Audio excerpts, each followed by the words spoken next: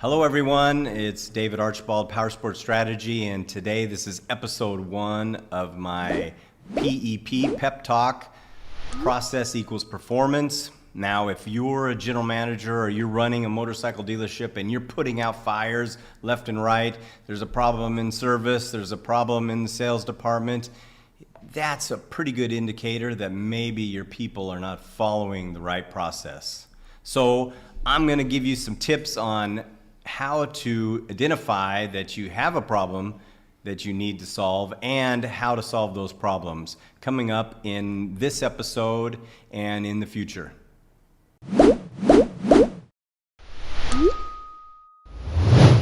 Okay, why do processes matter? Well, if you can't take a day off or a week off because everything's going to fall apart, your team's not following a specific process.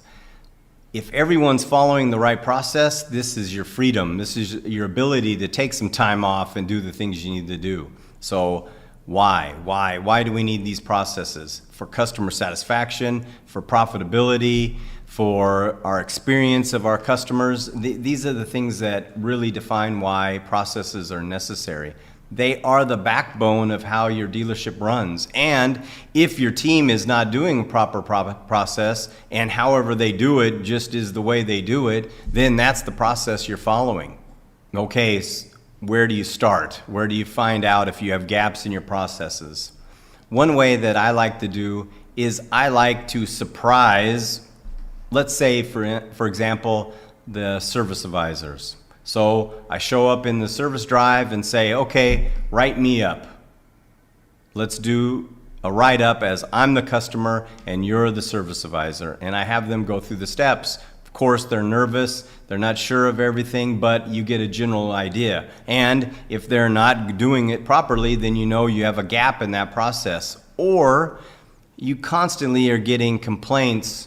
Maybe the bike isn't available at the time of promised and your team is way under promising, and that's their own process and it's not what you want. So you have to go spend some time and put yourself in the customer's shoes also and see exactly what's happening in each department.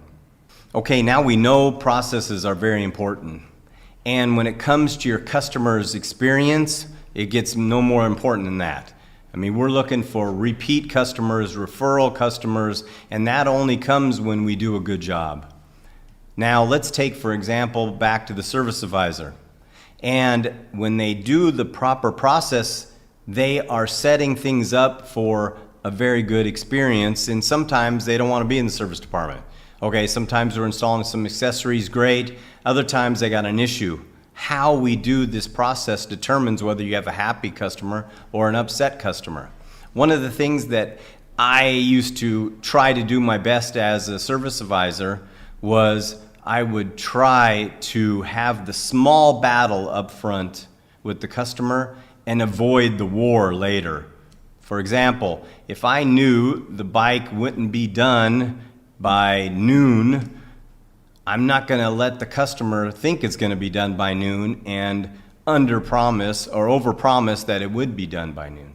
So I would have the small battle at first. Hey, Mr. Customer, hopefully it'll be done by 5 p.m. If not, it could carry over to the next day. Customer gets upset. Okay, well, you calm down, and then you get it through. It's done by 1 o'clock. You call them up. You're the hero. So the under promise, over deliver inside that your process should be something that is taught to your team. The YMCA concept as a service advisor. Why are you here? The M, mandatory. What do you need to get fixed on your bike? YMCA, A, accessories, C, customization. That is part of the process that helps you drive more sales. But if your team doesn't follow that, you're not going to get that. So needing to understand exactly why you need the process and the customer experience is super critical. And a lot of times at the dealership, we don't really worry about it too much because no one's yelling, nobody's mad, nobody's upset. But you are missing potential opportunities to sell through the service drive if you follow great processes you will earn more money. Okay, now how do we teach processes in our dealership? Well, there's many ways. You can have a workshop, you can hire an external trainer, you can rely only on what the manufacturer gives you, but it's not thorough enough really. I think part of it is you need to actually teach by demonstrating what you expect inside each department. For example, back to the service advisor. You switch roles with your team and you become the service advisor, and you follow the process very carefully and slowly, from the greeting of the customer to making sure you have great contact information, asking them what works best. Email, text message, go through every step as best you can, and then they see what you expect. Now, one of the things I like to do on top of that is then I have the service managers do some role playing, we find some time to do some sales training with it, and then I hold a contest.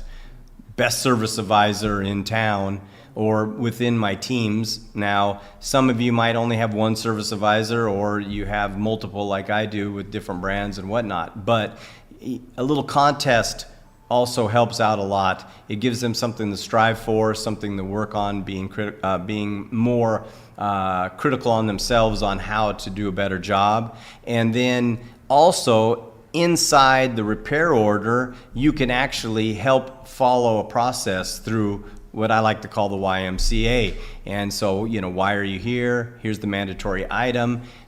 Here's the available accessory they could be needing, and how am I going to try to guide them into a customization process? So on each repair order, they have to list out the YMCA. What did they cover with the customer in that time when they were writing up the customer? And that also gives them an opportunity to look back on the previous repair order when he comes in a month from now, that you're not going over the exact same YMCA as you did before. So teaching by demonstrating exactly what you expect, role-playing exactly what you expect, and then giving them an opportunity to shine, showing what you expect, are some of the tips that I have to help implement processes.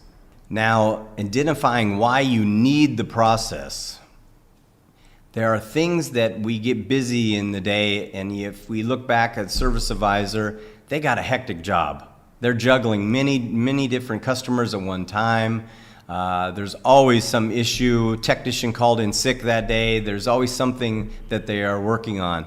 And when you have a really good process in what you do, they won't forget things. They won't forget to call the customer back or to text the guy the quote on the new grips that they offered during the YMCA portion. There are so many things that we can forget about during our hectic days. So finding your process and helping them learn to stay on track with the process could be a checklist through the process. Here are all the steps. Oh, that's right, I have to call the customer back. Will help them remember why they are working on the customer's bike, understanding the communication side so things don't get lost when the day is really hectic. Now, one thing is for sure, your process has to evolve because technology evolves, our customers evolve, and you can't be too set in your ways. So if there's anything that's new or you're seeing an issue, share it with me. Let's walk through it and let's see if we together can find new processes or adjustment processes to help keep our customers satisfied and have a better performance inside our departments and dealerships. In future episodes, I'll be going through specific processes inside the dealership model, and we will dig deeper into those, and we can discuss exactly what are some of the most effective processes between parts department, service department, sales department, reception, and of course, accounting. Thank you. Have a good day.